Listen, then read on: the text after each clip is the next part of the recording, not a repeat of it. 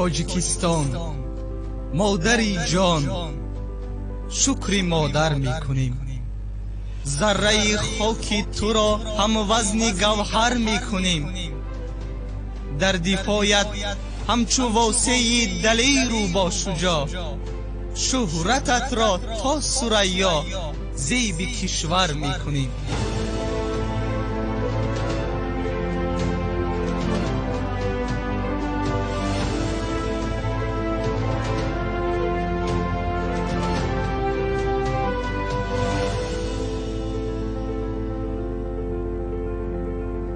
من با بوی جان و جانان زنده ام، چون امیدی روزگاران زنده ام. من کیم هر لحظه می پرسی مرا، تاجیکم با تاجیکستان زنده ام.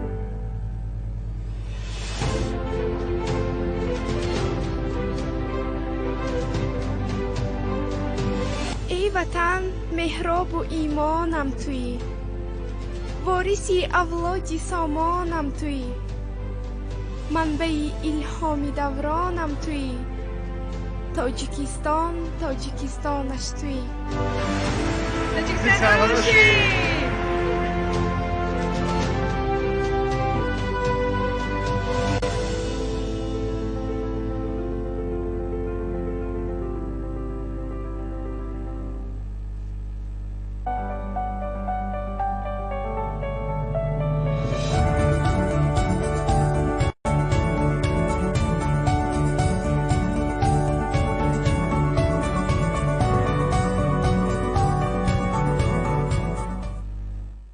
بیننده عزیز و ارجمند، بار دیگر فرارسی صبح با صفا رو به هر یکی شما ما از نام کل کارمندان تلویزیونی تنین به خیر شادی بود میگویم و البته باز شکر از آن میکنیم که به صبح نو رسیدیم و امکان داریم این برنامه رو براتون به طور مستقیما پیشکش کرده باشیم. برنامه فیض سحر است از استودیوی دوم تلویزیونی تنین و ما امروز برنامه خود رو با بخش در مهمانی تنین آغاز نمودیم و مهمانی ما رو البته همگی خوب میشناسند و البته مرتبه نه اول و نه دوم است که استاد مولا ظهور طاهری بهترین طبیب جهان در سال 2004 مهمانی برنامه ما بودند و هر نوبت کوشش میکنند که چی در رفته برنامه مستقیم طریق مصلحت های مفید خود به نفرانی که امروز نیازمندند برای طبابت کمک رسانیده باشند.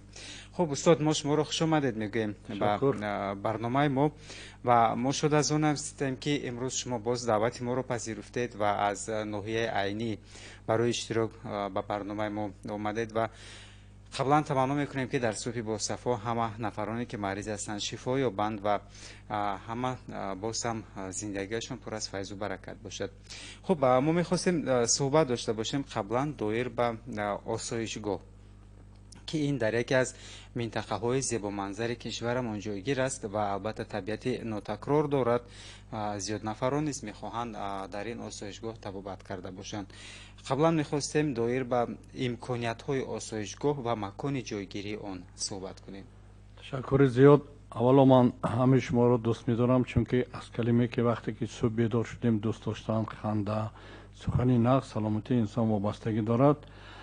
در حقیقت آسایشگاه ما از سال 2009 ما سر کردیم شروع به ساختن از یک کتیج، دو آهسته از 6 کتیج و یک بینای حاضر زمان ساخته شده است که در داخل آن به واسطه تمام شرایط ها مهیا است. اگر مثال همین مسکو میره دیگه جا میره نمو خانه ها درونش آب گرم، آب خنک و دوش هست و از دیگر کشورها مثلا من بسیار کشورها گشتم همین تمام حتی حاجتخانه ما از آب چشمه، چون که چشمه آب روان است، آدم ها آب بازی میکنن، همه حاجتخانه تازه میشد، آب صافی که همه خدا دادگی هست. یکم دارویی که برای انسان ضرور است آب هست و دوم آفتاب، باد و هوا. و اگر من امروز مقایسه کنم در یگان بیمارخانه یا یگان آسایشگاه تاجیکستان تکنولوژی طبابتی ما نیست. برای این مردم آموزاندن در کار اگر هر چقدر سوی دانش مردم بلند شود آنها هم در تست شفا می‌یابند. ما همه 30 نفر به جا داریم. بسیار آدم ها 90 میپرسن که ما ماموروی مثلا همون لوکس اشبه استادنی هستیم. همه 5 خیلی گویم که اتاق خوب هست، 2 اتاق 3 اتاق 2 нафара ҳаст. Дигар котеҷҳо ҳаст ки дар соҳили дарё ҷои салқин. Масалан имрӯз ман шаб хуҷанд омудам, аллакай давоми шаби 3-4 маротиба бозӣ кардам, чунки ҳаво гарм, бадан арақ мекунад, баран ки арақ кард вай тоза шуда нестад, бадан бӯй мекунад ва дар ҷои мо чунон салқин ҳаст ки масалан шаб шумо зери курпа хоб мекунед. баъзе одамон савол дода мегуфтанд манбаки ҳамин дар хуҷанд созед намешавад. ин савол тамоман нодуруст. ман хонаи худам дар шаҳри Душанбе, чунки шаҳри Душанбе аз ҷиҳати экология гирем ифлос ҳаст. ҳаво зиёда аз мошинои зиёд мегардад, сем завод ҳаст, дигар корхонаҳо ҳастанд. не ки ҷое ки ман интихоб кардам умуман ҳеч чиз нест. яъне ки ҷои аз ҳама тозаи Тоҷикистон гӯем ва дар ин ҷо як зона энергетически сила ҳаст ки мо дар Помир, дар шаҳри Санкт-Петербург макони қувваи табобатӣ, макони қувваи энергетикӣ, қувваи илоҳия аст. қувва аз боло энергия мебиёд ва аз ҳамин хуҷанд моҳи гузашта як нафар бемори саратон буд ки дарди доимӣ буд. омад баъди 2 соате ки дар ҳамон фазои ҳамонҷо нафас кашид, гуфт ки дардам гузашт. ман хандида гуфтам ки ин хонаи худо ҳаст. яъне ҷои назаркардагӣ ҳаст. табиат одамро табобат мекунад. одамо мо фикр намекунанд ки масалан ҳозир ҳамин шумо дар дохили хуҷанд ҳама шароит ҳаст, не ки боду ҳавои онҷо борин тоза нест. чизи асосӣ барои обмен кислород мегӯд ин ҳавои тоза, оби тоза, ғизои солим. барои ҳамин осоишгоҳ масалан ба қариби як нафар гуфт ин барои беморҳо ё барои шумо? ман гуфтам аввал кун барои худам. ман барнома кардам ки ман бояд то 100 солигӣ умр бинам, бемор нашавам, ягон касб муҳтоҷ нашавам. чунки одамо вақте ки солим ҳастанд ҳама чизро фаромӯш мекунанд. вақте ки бемор шуданд онҳо омода ҳастанд ки тамоми боигараашонро фурӯшанд, хонуи дарашонро табобат гиранд. чунки баъди чанд соат мумкин мефафтанд, дигар вай боигари вай давлату вай савлат ҳечи ба намемонад. хош, мавриди дигар дар бораи усулҳои табобат агар гап занем, албатта мо қариб 50 намуди тарзи табобата дар онҷо ҷорӣ карда ҳастем. аз ҳамин усули обдармонӣ, масалан дар ҳамин соҳили сой ҳафтча сохтаги одамо онҷо рафта оббозӣ мекунанд. хум ҳаст, хок ҳаст, болаи онҳо молиш метиҳанд бадани худашоя. парафин ҳаст, намак ҳаст, хум қати бо гарм карда мемондагӣ. сауна ҳаст, германский, световой ванна. чанд аппарат дорем ки умуман тоҷикистонӣ нест. радиоволновая терапия ҳаст. бо як аппарати нав овардем барои табобати бемориҳои, яъне ки занҳо випадани матка мегӯд. бачадон суст мешавад, меафтад ва мардҳо ба бемориҳои простата гирифтор мешаванд. ин ҳам нав имсол ҷорӣ кардем. дастгоҳ ҳаст барои рост кардани стумӯҳра ки бе пӯшида мегарданд, барои гардан. айнакҳои табобатӣ ҳастанд ки 16 программа дорад, ҳам асаба ором мекунад, ҳам чашм назм мекунад. тарзҳои табобат бисёр. не ки ман бори дигар мегӯям ман ягон қисса табобат намекунам, роҳашро нашон метиҳам ва меомӯзонам. дар ягон беморхонаҳои Тоҷикистон ё санатория духтур ҳар рӯз дарс наметиҳад. масалан субҳ мо сар мекунем соати 6:30 машқҳои ҷисмонӣ, баъди машқҳои ҷисмонӣ мегузарем ба машқҳои нафас, баъди он мегузарем ба машқҳои чашм, баъд машқҳои табобат бо овозҳо, садоҳо, машқҳои рӯҳонӣ, яъне аутогенни тренировка, машқи худоромкунӣ. баъди машқи худоромкунӣ машқи ханда. 5 дақиқа тамоми ҳамон истироҳаткунандагон механданд. баъди машқи ханда 5 дақиқа ҳама рақс мекунанд. аз субҳ таби ҳама хуш аст, саломатӣ наст аст, кор пеш мебарад. хуб устод, шумо гуфтед ки дар осоишгоҳ ҳамагӣ 30 кат аст барои бистарӣ кардан ё истироҳат кардан ва дар ҳамин мавсим чанд нафар муроҷиат карданд ва чанд нафар гӯем ки шумо гуфтед ки табобат намекунед, роҳ нишон медиҳед. ва фикрам агар гӯем ки ба чанд нафар роҳи табобатро нишон додед? умуман давоми 3 моҳ 90 нафар зиёдтар омаданд. غیر از این از ناحیه گرد و اطراف نزد من همچون مصلحت میبینم با اصول تشخیصی مخصوص متدهای خودم و توصیه‌های من که ممکن زیاده از 100 نفر دیگر هم آمده از ناحیه‌های مثلا پنجکین، مچه‌های کوهی، عینی، دوشنبه، حصار، اصلا گرد اطراف بسیار میبینم و امسال بسیار که منم تلویزیون شما وقتی من برآمد کردم اساسا آدمایی که اومده استراحت کردن از ولایت سوخت زیادتر هستن، از آن جمله از شهر خوجند، باباجان، غفورov، اسفره، ظفرآباد و اصول که آدم باید که یاد گیرد طبابت خیلی یک مهلتی معین با شما وای میشد با سلامتی ویران میشد. خوش برای همین وقتی که ما گپ زدیم مثلا از ناحیه ظفرآباد یک نفر بود که با اصول گیپنوتیزم گیپنوز و ناس میکشید. من 2 سیانس گیپنوز گردوندم ناس کشی میپرتوب چون بعدی که باید تلقی میکنه دل بهزور میشه پرتو میکنه وای مثلا همون یک من که میدید دلش بهزور میشد الکی چون که همون ریاکس هست. من از شهر خوجان یک زن بود وای مرکزی خندهش بیدار کردم همین که من میدید خنده میدارد. حالا اگه من اوزه در تلویزیون اگه من بیند که ممکن میخندد چون که این معنی سر انسان پروسس های مخصوص دارد که ما در اینجا هم بوستی گیپنوز سوزن طرزهای طبابت زیاد من 50 نمود طبابت جاری کرده هستم. هر یک کسب ایندیویدوال خیلی که میگم مثلا 30 نفر بیمار کردیم من خودم کار میکنم برای که هر یک آنها استومهره جابجا میکنم مساج ارگان های داخلی هست چون که سببگار تمام بیماری ها از حساب معده روده جگر میشه. وقتی که این سیستم خلاقیتگونی ناس کار بدون اومد آدم ها تیز شفا مییابند. بعد تمام بیماری های ما از نادرست خوراکخوری آمیخته هر خیل خوراک‌های از جای میکنن نمیدونن گاز جمع میشد بادهای زیاد باد دمش میتاد درد پیدا میشد. این سببگاری بیماری های زیاد میشد. برای همین ما قریب هر 2 روز صحبت ها لکسی میگذارم بگاه روز و از ساعت 8 تا 10 شب همون فیلم هایی که زیاده از 70 برآمد های من در سطح جهانی در نوارها هستند گوش میکنن. آخرش به صحبت سوال و جواب با 20 دقیقه پیش اخواب رقص میانزم بیماره در لبی سوی جای خیلی سلخین است که حتی بعضی در همین گرمی بگاهی جمپر گوی میگن چیزی گرم پوشیده میشن که جای خدا همین خیلی یک جای آفریدگی که جای سلامتی انسان رو برقرار میکرد دیگه هست.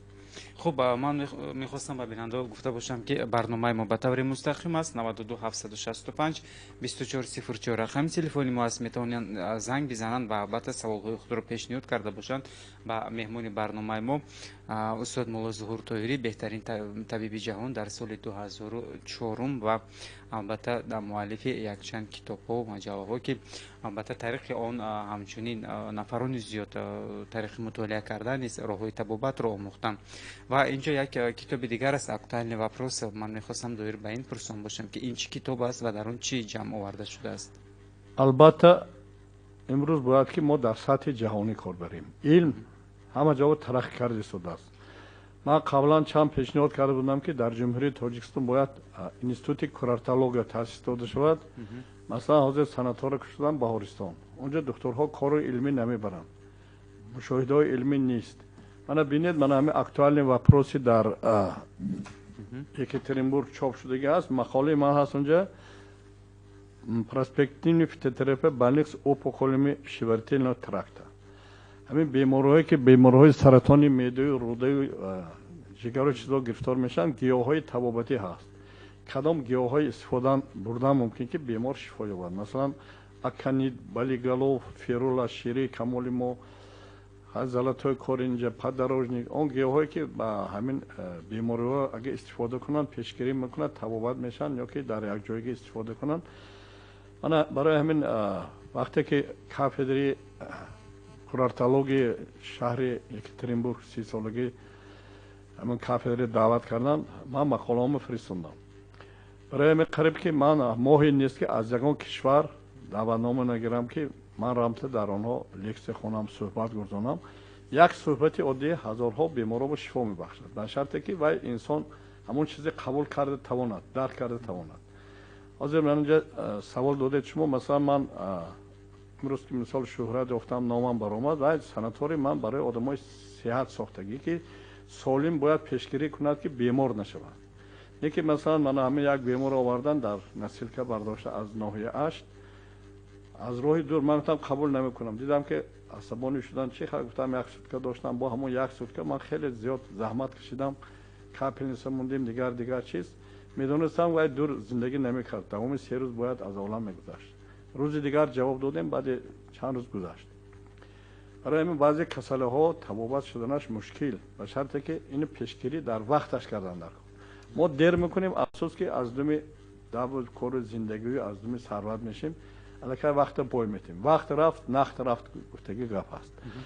این پیشنهاد من همین چند مرتبه ما حکومتم پیشنهاد کردم که مثلا از کورورتی ما خوجابی گار رفتم اومدم قریب که علم نیست آب ترکیبش تغییر می‌یابد محیط تغییر می‌یابد حالا کلیمات بینه تغییر می‌یافته می‌استد دنیا در گردش است اگر همین جهت‌های علمی از جهت علمی کارهای علمی رود اینستیتوت شود تحقیقات‌ها شود اثبات کنند بیماری‌ها تیز شفا می‌یابد علم آدم پیش می‌برد مثلا مردم ما بسیارش نمی‌فهمد پیشتر برای یک زنگ تلفن اومده کجا انگلاف پشت زنگ می‌زدن به مسکو حاضر هر یک کس در خانه خودش در مسکو امریکا انگل کجا خواهد زنگ می‌زند این علم هست علم هم این شب امروز آدمای آیا جهت سلامتیش نظم می‌کند آدم‌ها عمر دراز می‌بینند به شرطی که سواد داشته باشند آدمی بی سواد البته زیاد تیز کسل میشد دغل میشد کمعقل میشد تیز میمیرد آدمی که دانش دارد خودش احتیاط میکند همه چیز نمیخورد عمر دراز میبیند البته عمر در یک مهلت معین داده میشود نه که چه عمر دیدن از خود انسان وابستگی هست برای همین این ژورنال علمی هست و من قریب هر سال حدود کمش 3-4 مقاله علمی من در شهرهای مسکو سن پترزبورگ یکاترینبورگ قزاقستان اونجایی که مثلا علمای دستگیر میکنن اعتراف میکنن دعوت میکنن میبرند افسوس که در تاجیکستان ما علم کورارتولوژی از بین رفت نیست این خیلی چیز لیکن من حاضر آسایشگاه بسیار شده است آسایشگاه شخصی بسیار شده است مثلا حاضر من یک مقصد دارم که همان آسایشگاه برای آموزش طبیبان تشکیل کنم یعنی کورس تکمیلی اختصاصی دکتران که در همونجا آمده علم آموزند سبیل دانش بلند کنند 30 تا دکتر بیاد 3000 آدم توبت میکنند نه که بیمار اومد وقتی چه نقض میشد میره در چیزا یاد میگیرد و فقط برای خودش برای پیشروی میشه برای همین این مقاله رول کلان بازی میکند و امروز بیماری‌های سرطان خیلی زیاد هستند اگر سری وقت پیشگیری کنند توبت کنند نقش میرن نه که دیر کردن کمک رسوندن مشکل است خب تشکر بیننده عزیز برنامه ما بعد از چند لحظه کوتاه ادامه می‌یابد شما ما رو همراهی کنید با توجه هواداران منظره‌های ناتکرار طبیعت و نیازمندان استراحت و طبابت و فراغت آسایشگاه موسمی دکتر طاهری به فعالیت پرداخت خواهشمندان معلومات علاوگی را می‌توانند طریق تلفن‌های 93 466 88 42 92 786 80 27 دسترس نمایند. برنامه ما ادامه دارد بار دیگر صبحتون بخیر شده باشد و بخش در مهمانی تنین است و چون که البته میدونید مهمانی برنامه ما هستند مولا ظهور طاهری بهترین دکتر جهان در سال 2004 و خب استاد من میخواستم با سال دیگر مراجعت کنم همچنین البته بیننده ها نیز امکان دارند برای زنگ زدن 92 765 2404 است رقم تلفنی ما اگر سوالی باشد البته میتوانید مراجعت کنید خب میخواستم دانستن که البته بیماری های اندوکرینولوژی به مانند جاغر یا اینکه زوبگر که به اصطلاح متاسفانه گرفتارانش وقتهای آخر زیاد شده است و میخواستیم دانستن که چه امکانیت است در همین مورد و البته گفتنی دیگر است که این بیماری با عصب نیز وابستگی دارد البته همه بیماری ها عصب خطی وابستگی هست اول من درباره دیابت یک از سنتور مثال بیارم شما با خب یک روز من 3 نفر بیمارای قدش سنجیدم یکتش 15 بود یکتش 12 یکتش 10 همینا گرفته 4 کیلومتر راه گردوندم بعد 4 کیلومتر گشته آمدن قند 15 بود که 5 شد دیگراش 4 5 چون که حرکت حیات این حرکت برای همین آدمای ما در کلیشا یک پروگرامی نگیرن که همین قند بلند شد قند باید حرکت کرد به واسطه انرژی رسخود میشه صرف میشه همون گلوکوزی بوده که انرژی میبادر میشد قند خودش میفرود مسئله جاغرم مثلا از همین خوجند به قریب یک خانم در اونجا بود خیلی چخش کلام بود ما مخصوص گیاهای خوش بعضی آدم ها یاد وسید که میگم اگر یاد که دوام 3 ساعت به جبیده نشود بتون ارگانیسم به یاد زیاد در کار نیست بعضی گیاهای استفاده میکنن مثلا برگ خاری لطه خار میکن بالای گردن میمونن برگ چهارمغز با شفتالو چای کرده مینوشن سیاه علاف مثلا در سنتور ما ابید به بیماری و خوراک یکم از 7 گیاه دوی مثلا چیزی که سبز خورم هست در گرد اطراف برگ لبلبو استفاده میبریم و پدروژنیک برگ زوف روح دوا 3 برگ بعد ما ذخیره کرده هستیم سیاه علاف ترکیبش به یادش زیادتر هست خیروگ مگون جای ما همینه بیمارو میتیم دوام 10 روز به علاقه 30-40% حالتی باید بهتر میشه. و چیز دیگر که ما میآموزونیم که شما همین طور باید خوراک خورید، همین رژیم کارکتی کار کنید. در همون صورت آدم‌ها زیاد میشن. مثلا سوال شما من وقتی که در یک نوار تلویزیونی هست روسیه و کرده замечательные люди 21 века اگر نویسن 11 ویپوسک برآمده من بود. در اونجا ما پیشنهاد کرده بودیم حاضر در اکثر ولایت‌های روسیه در مکتب‌ها چای ضد ذوب، ضد کمخونی، ضد کرمه‌های میتین که الکه بچه مکتب خودش پیشگیری میکنه و شفا مییابد، بیمار نمیشن. وقتی که ما این کار نکردیم، مثلا من اینجا مخصوص پرزیدنت مراجعت کرده بودم اوید سالم گردانی مردم تاجیکستان که به واسطه از باغچه از مکتب سر میشن. وقتی که ما فرزندها ما یاد دادیم چیزهای عادی خطی و یا الکه خودش حفظ میکنند، قریب که ممکن بیمار نشد، 150-200 سال هم اون بیند اگر اولی خودش کار کرده است. نه که یاد ندادیم. مثلا از اینستیتوت بسیار آموزشگاه طبی میدوچی چیز اینستیتوت طبی همین مقصد آموزاندن. دکتر تیار میکنه، دکتر باید با دیگران آموزانه. مقصدی اساسی ما فرهنگ طبی مردم بلند کردن. چقدر معنویات بلند شود، مردم سالم، جامعه سالم، عمر دراز میبینه آدم. همین در دست خود انسان هست. وظیفه ما همچون عالی مثلا آدمای راه چیزگو هدایت کردن است. خب البته باید گفت که همچنین امروز چون میبینیم در بازارها زیاد میوه ها فروخته میشوند، مثلا سبزوات، میوه ها و افشورای آنها نیز کمک رسان است و چگونه آنها رو در کدام موردها استفاده بودن ممکن؟ های سوال خوب دادید. من پیشنهاد میکنم مثلا وقتی که من در ایران کار میکنم در هر کوچه در سر راه ها همون چیزای موندگی مثلا سبزی خودمون سبزی میگوییم لبلبو، حتی سوک چیز تربوز، سوک سیب همون تیار از همون پیش خودمون کرده میتین می نوشید شما و فایدهش بسیار. اون چی که در کوتاه انداخته که کرسی تل خوشو میکنن و ضرر میرسونن.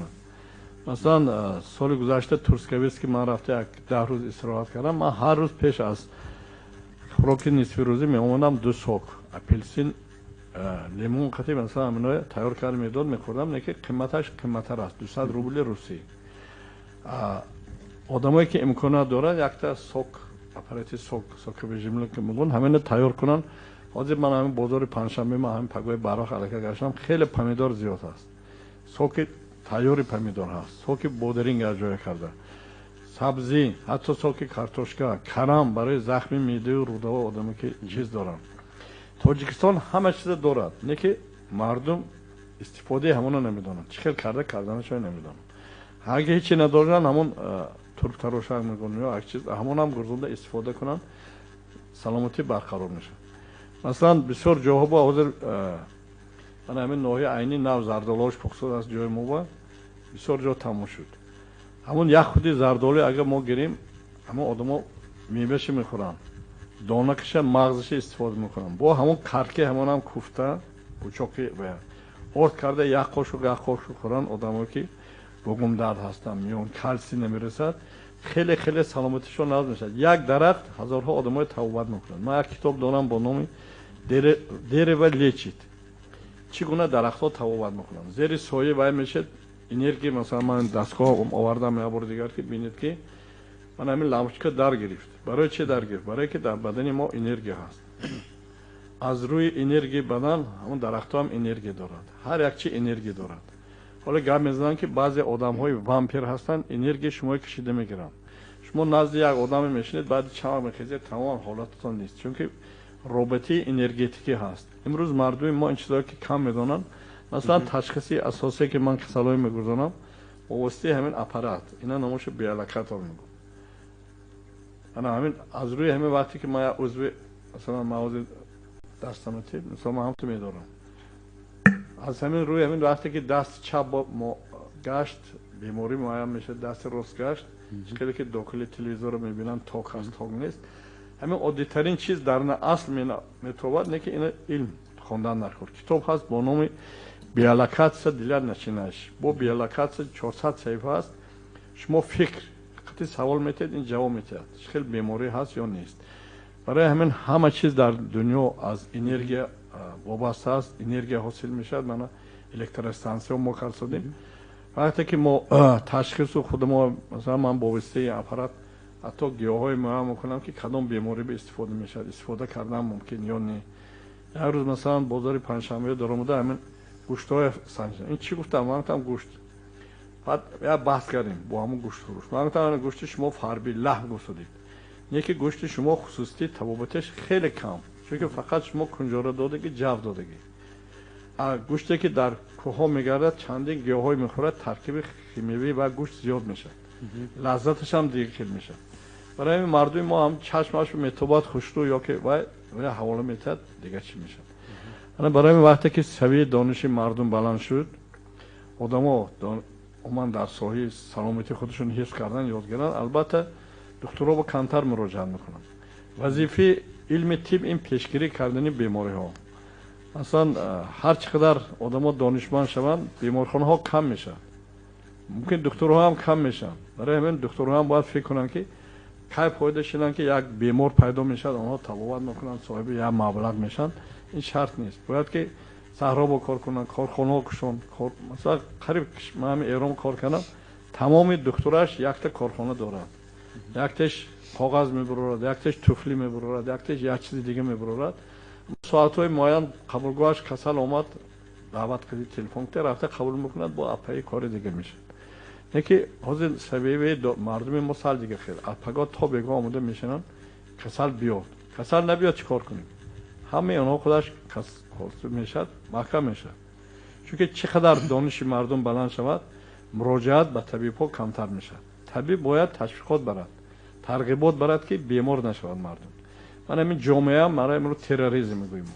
ҳамон терроризма вақте ки мо мардумро омӯзондем фикраш солим бошад ва ҳеҷ вақт ягон гунҷишкам намекушад, ягон ҷоям вайрон намекунад. ҳамин он китобчае ки ман нависондагӣ ҳастам, 100 дарду 100 дармон, ва ҳамин рӯз афсӯс ки ман сал дертар омад китоб, аллакай хуҷанда расид ва китоб мулоқот бо доктор Тоҳирӣ, як догистонӣ дар бораи ман китобчаи нависондагӣ, дар ҳамон ҷо ҳар паҳлӯе гуфта ки чӣ ба духтурҳое ки бо бемориҳои туберкулёз шабу рӯз касали сил кор мекунанд, бемор намешаванд. дигар одам биёд чиз мекунад ки дар ман касали ҳамин нагузарад, аллакай вай худашро талқин мекунад ва касал мегузарад. ҳама чи аз рӯи шуурнокии инсон, аз рӯи психикии инсон вобастагӣ аст.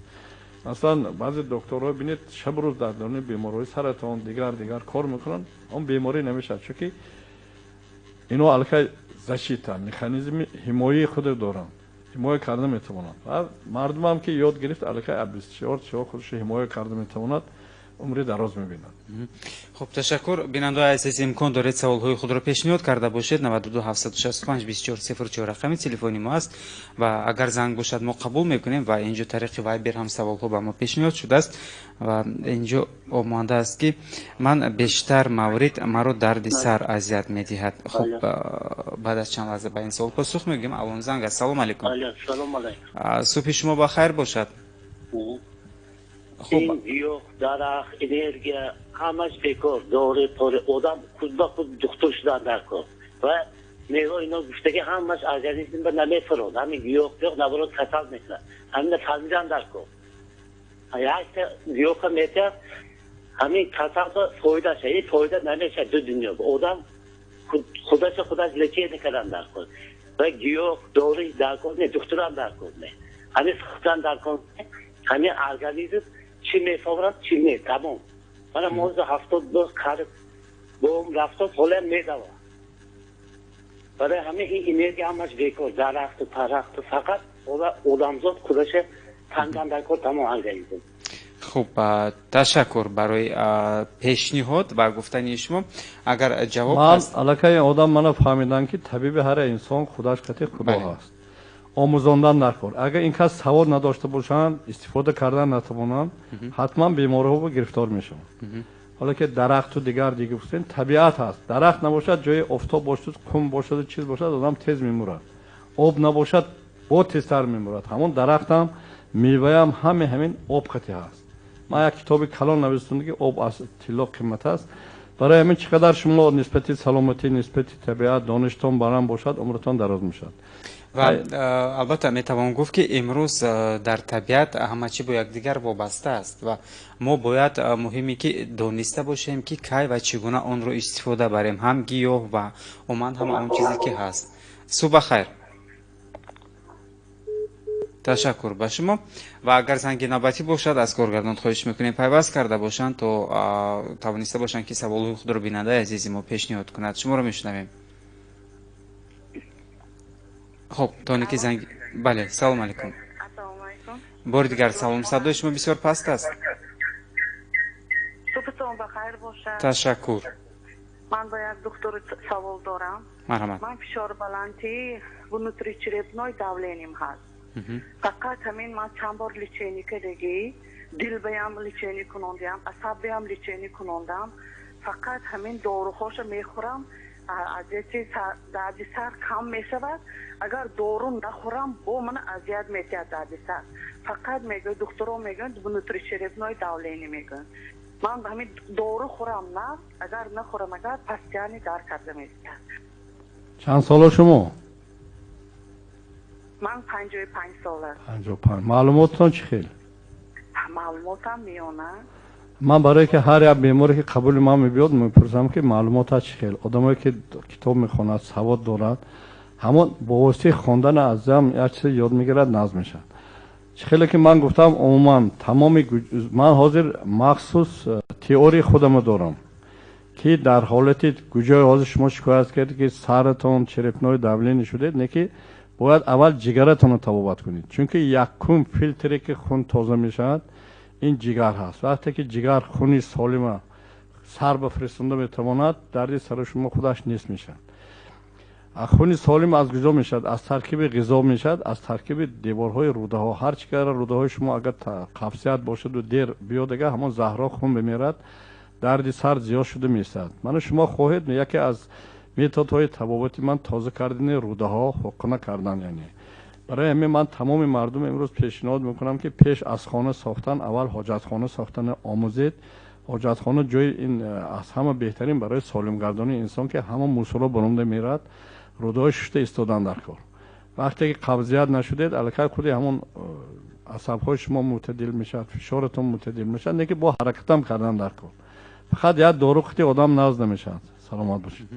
خب تشکر. ما برمیگردیم به اون سوال که در یک هفته تا 3-4 روز سرم دائما درد میکند. چی سبب چی گونه با چی وابستگی دارد؟ الکی من جواب دادم کتاب مایا گاگولیان گفته که عالمه هست که و خودش کسلی سرطان میشد خودش توبت میکنند. حاضر الکی بعد همین بیماری ها 40 سال باز کتاب می نویسد.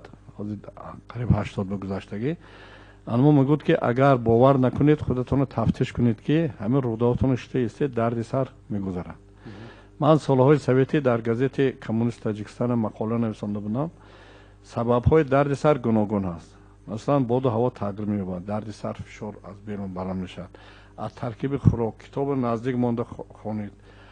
خوش یک آدمی گنده بینید. همین بی‌واسطه تاثیر می‌رساند، اسپازم میشد، گردش خون ویران میشد، سر درد می‌کند. شما باید عامل‌های درد سر زیاده از حد هستند، همون باید سببش رو بید از روی سبب تبابت کنید تیز نشده میره. سلامت باشید. خب بیننده‌های عزیز ما بعد از چند لحظه برمیگردیم. Общество с ограниченной ответственностью Мехригиох и доктор Тахири предлагают лечебный бальзам, который благотворно влияет на функцию желудка, печени, почек, сердца, других органов и при сахарном диабете. Омолаживающий крем для лица Хушруй обеспечит полноценное оздоровление кожи и поможет продлить активное долголетие, красоту и молодость. Пищевая добавка ферулахид от доктора Тахири применяется при туберкулезе легких, гепатите, заболевании нервной системы и предотвращает образование камней в почках. А если вы употребляете таблетки ЗАМЧ, то у вас не будет проблем при воспалительных заболеваниях и сахарном диабете. Крем для мужчин Тарангин из натуральных компонентов поможет вам избежать бесплодия, геморроя и многих мужских половых заболеваний. А также вы можете найти у нас интересные книги о здоровом образе жизни и лечебные травяные чаи. Ваше крепкое здоровье – наша цель.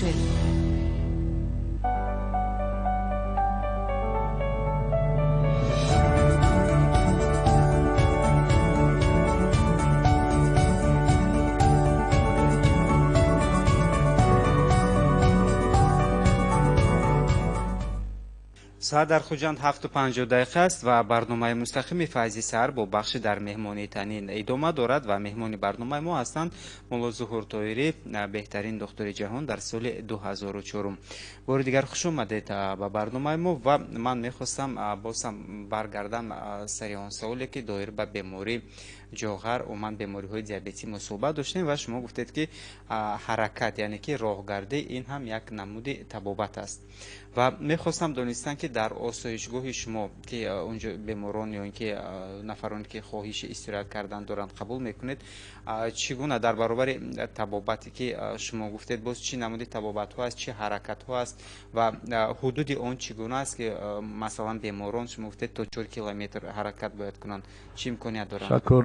سوال من جواب میدم. آینده ما هم کارخانه ما نمایش санаторий не международный центр духовного развития здоровья туризма. یعنی مرکزی سیاحی توریستی. عموما بی‌واسطه چهلی که من گفتم ما 7 مارشروت تأسیس دادگی هستیم. من حاضر مخصوص کمیته توریسم شد. من به قریب واقعی در کتابخانه ملی با امریکا گذشت، صاحب کارهای امریکا من اونجا اشتراک کردم. آنها هم میل و رغبت زیاد برای من دیار ما پیدا کردن، خواه گشتن تماشا کردن. مثلا چند روز پیش من یک گروه 24 نفر بیمار به اسکندرکل بردم. از جای ما تا اسکندرکل 60 کیلومتر و به واسطه آدم ها اینا تور درمانی میگفت. اما آب چشمه های 5 کیلو نوشیدن، دور زدن، دیدن طبیعت، ابشین پریرودا یعنی اون لندشافت تراپی. وقتی که شما هم لب سوی جای نظم میشینید خودتون علاقه انرژی میگیرید. آدم این کم اهمیت میتن، قوتش ها زیاد میشن. ما مارشروت کردیم شمسی تبریزی در دهه ویشبی نوعی عینی. اونجا بردیم مردمش بسیار مهمان نواز، مثلا یک گوسفند کشته ضیافت کردن، همون استراحت کننده های ما که من اینا اومدن اینجا دیدن، خیلی پیاده گشتن طبیعت در روزهای شوخ. کلی علاوالدین هست در نوعی عینی. البته همین کلی اسکندر، کلی علاوالدین راهاش کمتر سال مشکل تر است. من کمیته توریسم شد، آینده به فکرم این دستگیری می‌یابد، راه‌ها تعمیر می‌یابند، رفت و آمد زیادتر میشد. در داخل همون دهه سناتوری ما حدود عموما 4 هکتار زمین هست، لیکن ما یک مارشروت داریم تا همون دره پتکی نزد قله‌های دور هست، کوه‌های بلند هست، همون نام کداش چشمه‌ها، همون لولب چشمه‌ها دایره آدم‌ها میراد خستگی حس نمی‌کنن، برعکس انرژی زیاد میشد، زیاد می‌گردن. اکادمیک آموز فهم گفته بود که آدم که اگر 10,000 قدم در روز نماند و مرش کوتاه میشد. لبلبی جویبارها کنار دیها هم راه میگردن، هم میخندن، هم مشق‌های اجرا میکنن. این اساسا همون چیزی که من گفتم طبیعت خودش آدم طبابت میکند و حاضر همه خوجند بسیار آدمای رفته که الکه با گفتم ما تکرارا با میریم، ما به همینجا معقول شد. برای که خود دهه ما دهه نظرناگیر بود، چیز بنا آهسته آهسته شهرت جهانی پیدا کرده استاد است. حاضر در اونجا مثلا سفیر اوکراین آمده دم گرفت، این بلاروسیا. آدمایی که با واسطه اینترنت طبیعت میبینن، میخوانن، درباره همون یک دکتر معلومات دارن، خودشو کوفته میبینن. امروز چیزی که من گفتم مثلا خیلی تلویزیون تنین نگوییم که این ولایت یک گروه آدما میبینن، نه که اینترنت تمام جهان میبینن. مثلا دو معلم‌ها از خوجند رفتن، دخترشو در امریکا کار میکرده است، با واسطه همون اینترنت همونو دیده، اینا تفسیر کردن که شما رفته در همون استراحتگاه دکتر طاهری استراحت کنید. در حقیقت اومدن خیلی خوشش آمد، سلامتیشون نقش شد. دوام یه هفته الکه رنگ روی اونها دیگه خیلی شد، خیلی خسته مونده شدن، رنگ ها از روی پوست حس میکنید. برای همین طبیعت تمام چیز طبیعت خیلی وابسته. آدم‌ها فکر نکنن که یک خانه طلا دارد، یک خانه پول دارد، سلامتیش نظم کنه. وقتی پول حساب کنه طلا برکشی نمی‌یابد، میمورد میبرد. حرکت، صحبت ناس، مناسبت ناس، طبیعت حفظ کردن، بی واسطه جمع‌آوری گیاها. مثلا حاضر تمام همه آدمایی که نوحه عینی به اومد، اگر 90 نفر اومدگی باشن، قریب اکثریت همینا من کوها و گیاهای میفهمونم. اینش برای چی، اینش برای چی، برای خودشو الکه ذخیره در همین سال یک مقدار گیاهای جمع‌آوری کرده آوردم. و منم حاضر گیاهای جمع‌آوری کرده شدم در اونجا برای اینکه در آینده مثلا همین در داخل پنجشنبه که فروشگاه محصولات دکتر طاهری هست، ما بی واسطه همون چیزی تیارش سویج چخیلی که مون همونجا زبور کرده دادن میگیریم. بیمارا این یک مرکز میشد که آماده همونجا گیاهای استفاده میکنن، تست شفا میبرن. خب اینجا طریق وایبر از نام محمد سوال اومده است. صبح شما بخیر و شادی باشد دکتر طاهری. با شما تنسیتی و سلامتی برای کار خواهان هستم. بر روی من داغ پیدا شده است، نمیدونم چیکار کنم. میگن که این از حساب جگر است. در حقیقت تزو گفتن شما مثلا حاضر کسلی های ویتیلیگ یعنی پیس میگن کسلی های پسری از الکه یک 20 نفر نزد من با آمدن، یک خیلش دوام یک هفته با مثلا همون شلوشینی میگود پسری است تازه شده رفت. این از جگر شما وابسته است. همین در داخل بازار پنجشنبه ما یک نمود شوله تاسیس دادیم که ترکیبش از ارد جواری مکه، سبوس گندم و زغیر. یک نفر اومد هم کسلی پوست داغ‌های پوست خطی. من گفتم اراده داری؟ ها گفت که من اینقدر 15000 سومان رسخت کردم، اینجا رفتم اونجا رفتم بهبود نشد. من گفتم همگی 15 سومان با یک تا کاشه میخری، آب مینوشی، دیگه هیچ خوراک نمیخوری. بعد یه هفته اومد 50% الکه داغ‌های پوست رفتم. در حقیقت داغ‌های پوست این وابسته به فونکسی جگر هست و اگر شما اهمیت همون سرچشمه خطی کار کنید تیز شفا یافته میری. پیام که دیگر است. با مهمانی برنامه شما سلامتی رو تمنا دارم و گفتنی هستم که ماه فوریه ستو محرم 6 تاگی بود لیچینی، یعنی تبابت کردم. همین ماه باز دردش بیشتر شد، رینگن یعنی رینگن کردم، ستو محرم قطع شدگی. چی مصلحت میدهند؟ مصلحت مثلا در روسیه بوبنوفسکی گفته که آدم هست تمام نمود گریجه به جراحی واسطه مشق تمام یک ماه 100% نظم میکنه. این از حرکت همه آدم وابسته.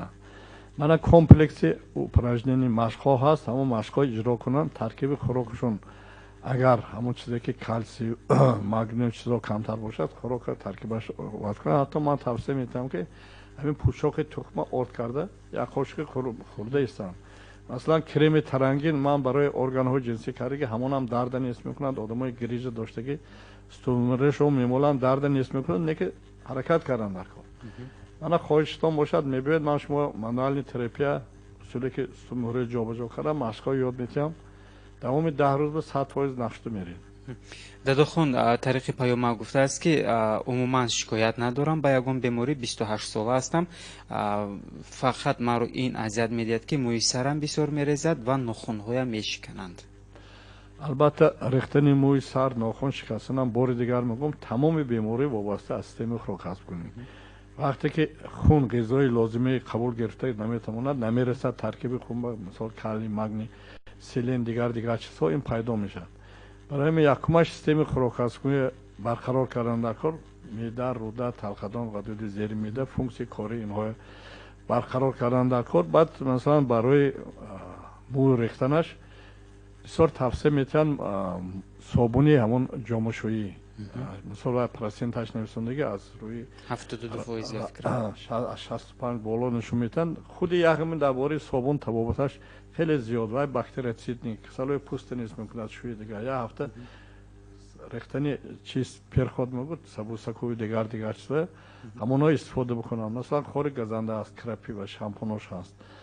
بسیار آدم من توصیه میتونم که یه هفته مثلا جرغات کتی سرتشو، یه هفته زردی توپ کتی، نه که با همین مو چند قبطاش هست همون خون که اومده پیتانی وقتی که غذای سالم که ناماد و ریزش میشد. البته سرچشمه اول در سطح خوراک از کنی است. اسماعیل از شهر اصفهان نوشته است که در خانه یگان مشکلی نداریم، زندگیمون خوب است، جنجال نیست و این اما مشکل این است که اویلم بیشتر خود به خود گریه میکند. وقتی که پرسان میشم چی سبب نمیدونم.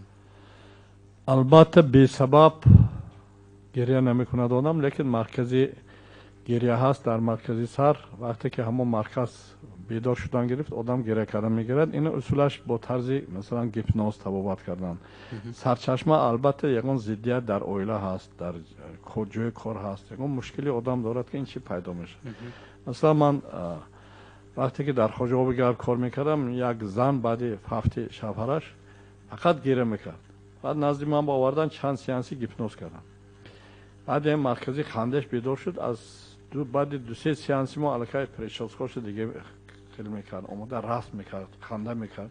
این از معنی سری انسان هست که معنی سری انسان خصوصیت های زیاد دارد. حتی اکادمیک پاولوف گفته که از کدام نیر برآمد کدامش даромад ман омӯхтам, не ки дохили майни сари инсона то охира касе наомӯхтааст. илҳом абдурахимов навиштааст ки меҳмони шаҳри хуҷанд ҳастам, аз шаҳри душанбе омадам ва бештар маврид чун асабӣ мешавам хобам намебарад ва доруҳои пиратистам, йодактив ва ҳатто сӯзандору ва якчанд намуд глитсину дигар доруҳоро қабул кардам, аммо боз ҳам бехобии шабона маро азият медиҳад. бародари азиз, аз душанбе омода бошед, ҳар бегоҳ ман тавсия метиҳам 1 соат дар роҳи сир омода обозӣ кунед, пиёда давед почакои луч, хобатон бе ягон дору мебарад, бо пагоя ҳам корро такрор кунед. об беҳтарин дору барои асабу ором кардан. саломат бошед. ва бинандаи азиз, имкони қабули чанд занги телефонӣ аз соат айни замон дар шаҳри хуҷанд 8:01 аст ва барномаи мо албатта то соати 9 идома меёбад, аммо чун устодро чанд нафар беморон мунтазир ҳастанд, мо барвақттар ҷавоб метиҳем. салому алайкум. садои шумо каме паст аст.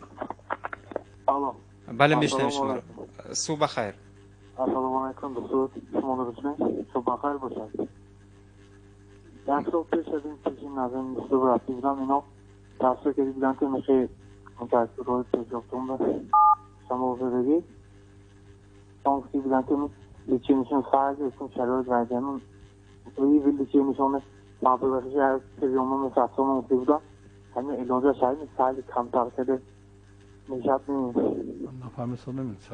хуб овозатон хеле дағалу вай баром садост. бале садо каме бо костагӣ мерасад, аммо ҳадафи саволи пешниҳод шуда чунин буд ки чанд вақт пештар муроҷиат кардан ва маблағи табобат каме гарон буд, вобаста ба шароити иқтисодӣ натавонистанд табобатро идома дода бошанд. имкон ҳаст маблағ каме арзонтар шавад ё ин ки ягон имтиёз метавонад? албатта ман ҳама одамои индивидуал намебинам. аз ҷиҳати қимати гуфтам баъзе одамон ҳатто бепула ман дар санатория ҷорӣ кардам. дар ҳамин хуҷандам бачаҳои майдабазанде ки мегӯям як сумти энергия бадан ҳаст. энергия бояд тият, одамо бояд дармаид нашад. ҳамун қимати вай як сум доданаш дар кор. ман дар китобам ҳам нависондагӣ халқи гадо мекунем, гадогӣ ки мекунем худам ташкил мекунем. агар ҳамон бо ки натед бай кор кардани ёд гирад намешавад.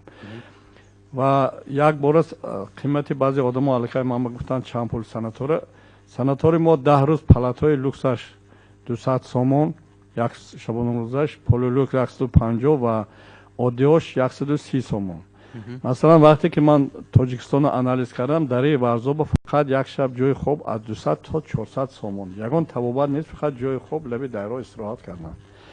он чи ки мо дар инҷо кардем, албатта ман одамое ки аз хориҷӣ мебирон аз 30 то 40-50 доллар барои як шабонарӯз мегирам.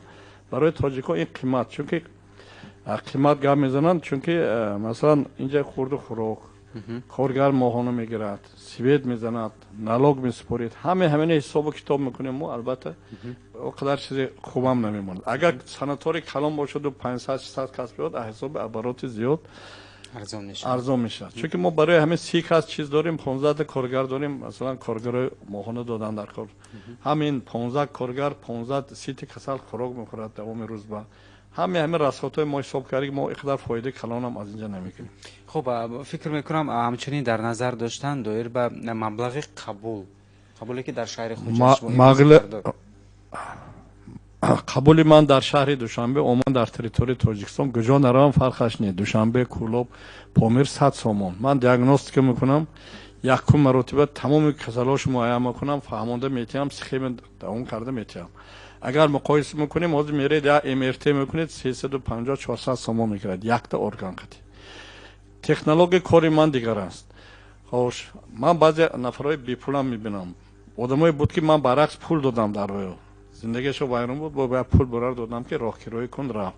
ман инсон одамое мефаҳмам, одами фиребгара мефаҳмам. ман аз рӯи экстрасенс касе ки наздам омад чӣ ният дорад мефаҳмам. баъзе одамои нияти бадхатӣ мебиёд, фикраш бад, дарунаш бад. як ду одам ҳаст доим омада як қағаз кара дод гуфта мерад пеш ҳамун дорухона қати, чунки шӯрнокаш паст. ҳамун ҳайвонам ақлаш ҳаст. масалан ҳамин гово бинед ҳар хел хӯрок намехӯрад, ҳамун бу карда ҳамун гиёҳ истифода мекунад. баъди хӯрок хӯрдан баъзе машқҳои ман касалҳо ёд метиҳам, даҳанаша кафша мекунад. ёки гап ки омад, масалан одамо живачка баъди хӯрок 5 дақиқа қоида мумкин бисёр истифода кардан дар кор не ки برای هضم تمام. یک خیلی یک سال میخواد با فقط پرابلم های معده روده و غدات های زیر زبان گرد دهان و دیگه همه همینا فونکسی کارش پری رسخود میشه. بیماری اگجا میشه نتیجه ندانستن. ما بعضی آدمای میگیم که بسیار برای کاری تو چی؟ کاری من نباشه، من وظیفه می بار گفته رفتن. کردی نقش میری، نکردی مرحمت. من همه آدمی که سوال داد بید من شما بی پول قبول میکنم. سلامت باشید. یک سوم بیارید. سلامت باشید و 92 765 2404 رقم تلفن ما با سم فعال است. میتونید سوال‌های خود را پیشنهاد کرده باشید. اینجا طریق وایبر نیست، چند پیامک‌های دیگر اومده است و اون پیامک‌هایی که از موضوع برنامه ما بیرون است ما استفاده نمیبریم. ما معذرت میخواهیم. آنچه که دایر به سالمی، طبابت، پیشگیری وابستگی دارد البته استفاده میشود. اگر زنگ باشد ما قبول میکنیم. شما را میشنویم. خب الان خاموش هستند بیننده های ما. خاطر رسون میشیم که زنگ زدن به پورگی به برنامه های مستقیم تلویزیونی ترین رایگان است که همگان میتوانند زنگ بزنند و فکر اندیشه یا اینکه سوال و پیشنهادی خود را گفته باشند. خب باز هم داداخان سوالی خود را پیشنهاد کرده است. من امکان دارم در آسایشگاه شما از بیماری بیزوریاتی طبابت گیرم. البته سوالی نازدید من کتابم در تایی توتی کلانم هست در همون مرکزی فروشگاه دکتر طاهری اسرار آیله‌داری و طبابت بی‌نسلی. سال 2009 وقتی که ما نفخ شدیم جای خواب نداشتیم از ناحیه پنجکین زن و شوهر با همراه خوشتامانش آمده در خانه آدم ها دم گرفته در نزد ما طبابت گرفتن. بعد 3 ماه فرزند حامله دار شد. یعنی این هم علم هست. باید شما آموزید دانید چه خورید چه خیلی مناسبت کردن در کار مرحمت. که من همه اینا شما به یک کلام فهمونده دادن نمیتونم. حاضر همون کتاب گیرید، همون کتاب خودش الکه شما طبابت میکنه. من از ناحیه 2 سال پیش یک آدم مخصوص برای اومده من زیارت کردن که فرزند من همین کتاب شما خونده از روی همین 5 سال فرزنددار نبود فرزنددار شد. من اومدم که شما بینم تشکر کنم. برای همین من کوشش میکنم زیادتر کتاب نویسم که شما همه کتاب گرفته خونده مثلا یک نرخ کتاب 25 سوم 30 سوم 5 سوم الکه سلامتی خودتون برقرار میکنید. نه که هر جا دویدن گیرید عصباتون مونده میشه دلتون میزد از بحر تمام طبابت زندگی هم میبرید. خب تشکر. امکان قبول زنگ است. اگر باشد ما شما رو میشنویم، اگر نه پس میخواستیم باز چند سوال های دیگر رو پیشنهاد کنیم که اینجا باز هم طریق وایبر بیشتر مراجعت میکنند.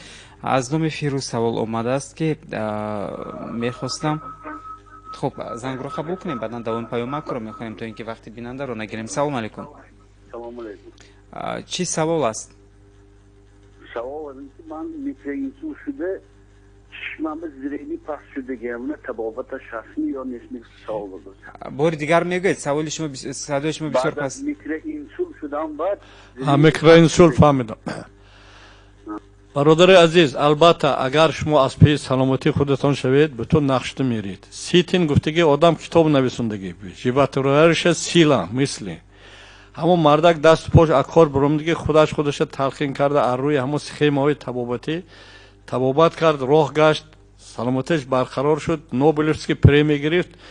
بعد اومد سنی 90 چند سالگیش عالم گذشت. شما هم نزد خودتان مقصد وظیفه گذارید که تا 100 سال اون میبینید حتما شما سلامتیتون برقرار میشد نظم میشد. مثلا برنامه من در این سناتوره هر یک شخصیتی که میباید چطور باید 100 سال اون بیند آخری همون سیانس ها ما میگیم که هر روز تکرار کنید که من سالم، من جوان، من خوشرو، من خوشبخت، من 100 سال عمری پربرکت میبینم.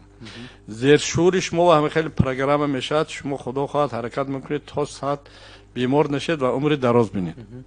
محمد از شهر اسفره نوشته است که شما به شهر اسفره میبیایید یا اینکه ما چگونه شما رو پیدا کنیم؟ شهر اسفره من چندین مراتب بودم. البته از نام مردم اسفره وزارت تندرستی مکتوب رفته بود و وزیر من خواهش کردن که رفته 5-6 روز بیمارای قبول کنید.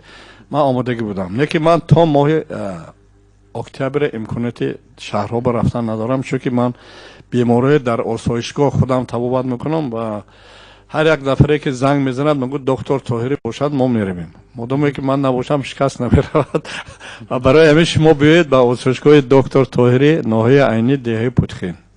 خب برمیگردیم اون پیامک که تا به آخر نخوانده بودیم. فیروز نوشته است که عرق کنی پای رو چگونه نیست کردن ممکن است؟